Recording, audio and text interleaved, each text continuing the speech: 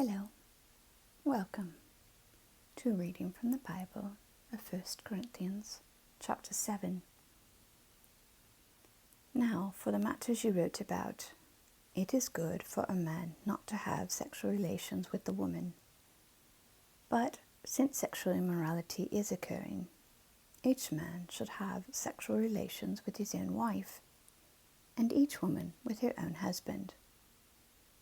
The husband should fulfill his marital duty to his wife, and likewise the wife to her husband. The wife does not have authority over her own body, but yields it to her husband. In the same way, the husband does not have authority over his own body, but yields it to his wife. Do not deprive each other, except perhaps by mutual consent and for a time, so that you may devote yourselves to prayer.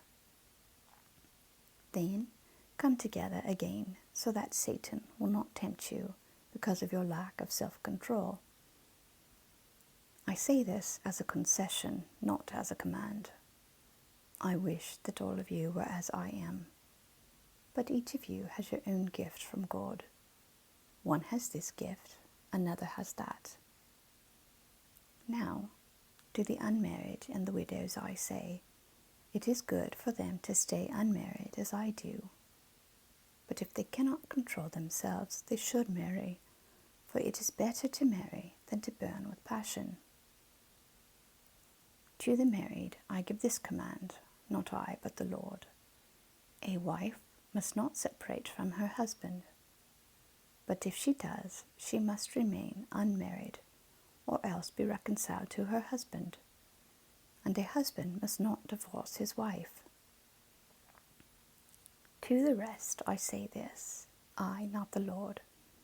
If any brother has a wife who is not a believer, and she is willing to live with him, he must not divorce her.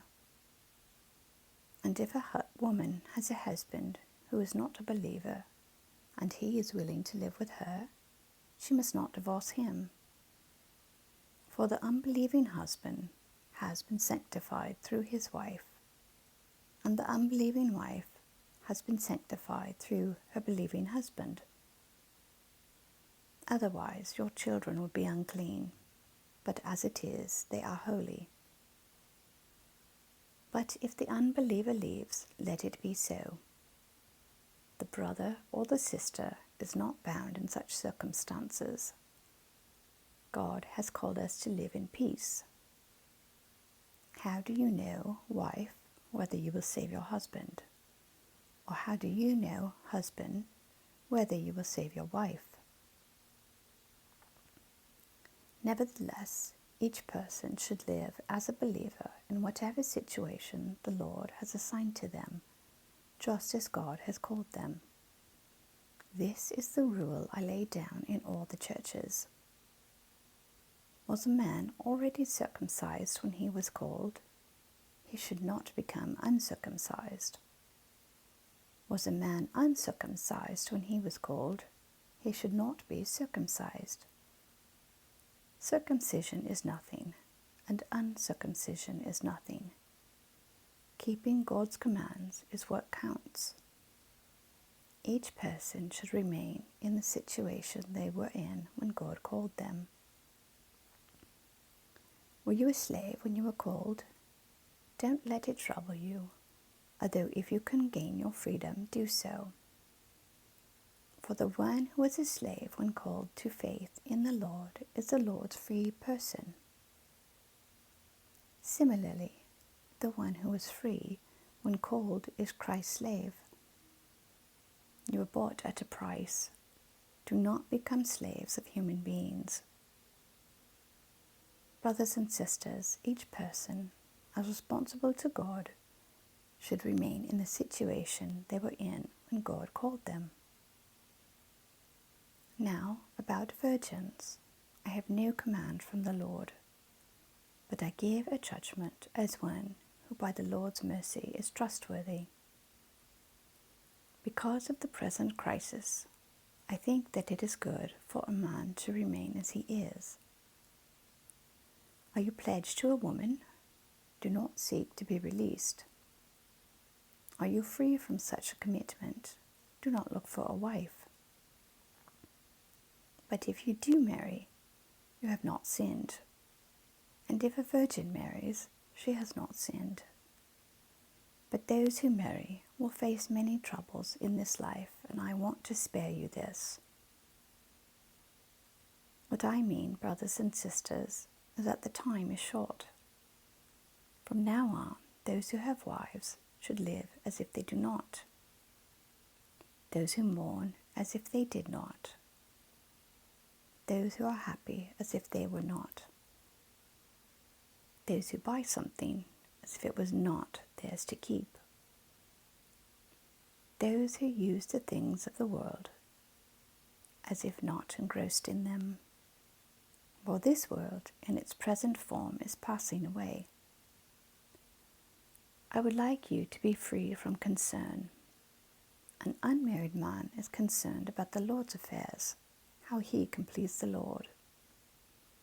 But a married man is concerned about the affairs of this world, how he can please his wife, and his interests are divided. An unmarried woman or virgin is concerned about the Lord's affairs. Her aim is to be devoted to the Lord in both body and spirit. But a married woman is concerned about the affairs of this world, how she can please her husband. I am saying this for your own good, not to restrict you, but that you may live in a right way, in undivided devotion to the Lord. If anyone is worried that he might not be acting honorably toward the virgin he is engaged to, and if his passions are too strong, and he feels he ought to marry, he should do as he wants. He is not sinning. They should get married.